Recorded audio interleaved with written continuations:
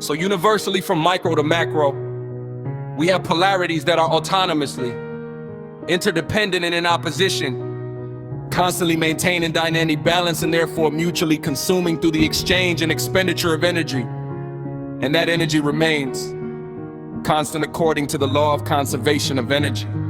In physics and chemistry, the law of conservation of energy states that the total energy of an isolated system remains constant.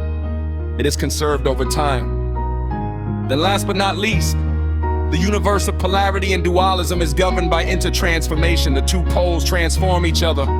One polarity transforms into the other polarity. They follow each other like winter to summer, night to day, moon to sun, death to life. That is not random.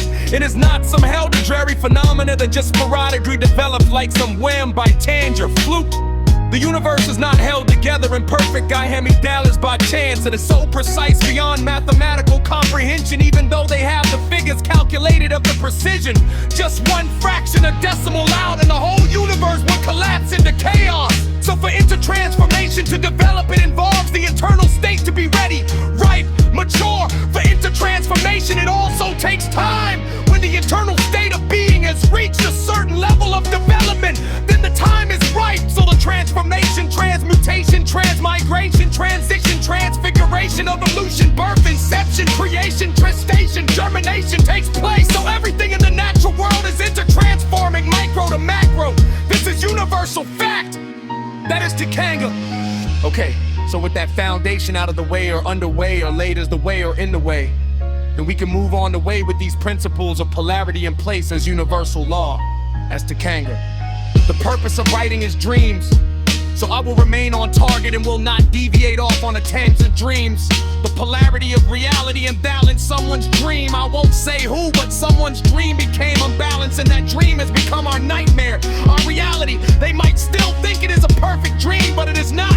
It is contrary to universal law, contrary to Tikanga, contrary to dynamic balance, homeostasis, equilibrium, contrary to all the principles and protocols. So the dream that became this nightmare called reality is a pathology. Straight up, pathology is the result of imbalance. What created this imbalanced state is a pathology.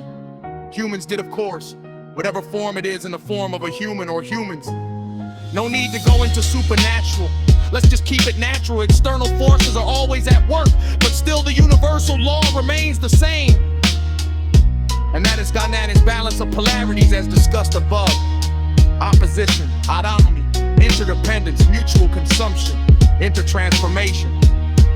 Now, I am not saying that this dream that became the nightmare of reality is wrong. On the contrary, we just discussed the need for the opposition, autonomy, interdependence, mutual consumption, and intertransformation in order for polarity to exist. Dynamic get there into, so it's not wrong, it's right. And it's wrong to say it's wrong when it's right, even though it's wrong. Is that right? That's right because it's wrong.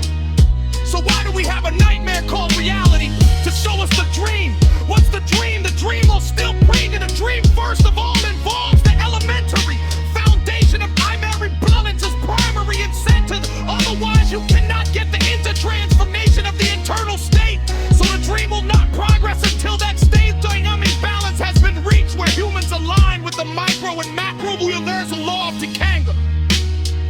So to expect anything else before that is a fallacious pipe dream, a delusion, a false utopia, an imbalance. So first and foremost, the preemptive primary prerogative must be dynamic balance and alignment with the universal laws of Tikanga. Micro to macro, whose responsibility is that? Who the fuck do you think? It's the responsibility of humanity. Together there's only humans who fail to implement this universal law and consequently affect, infect, and project an imbalance into and onto everything else. Physically, psychologically, mentally, irrationally, spiritually, from micro to macro. And I can provide substantial evidential proof as analytical objective data document too much proof. So that is the beginning of the new dream. That is where we are at right now in this dispensation of time. Remember, reality came from dream as a polarity. Never forget that, or doubt, discard, or discredit that fact. Otherwise, you incredulously doubt all fundamental facts of the universe, which means you doubt your own existence, which is nonsensical and a waste of time, which is their design, as discussed earlier. So moving on into doing rather than laying foundation again.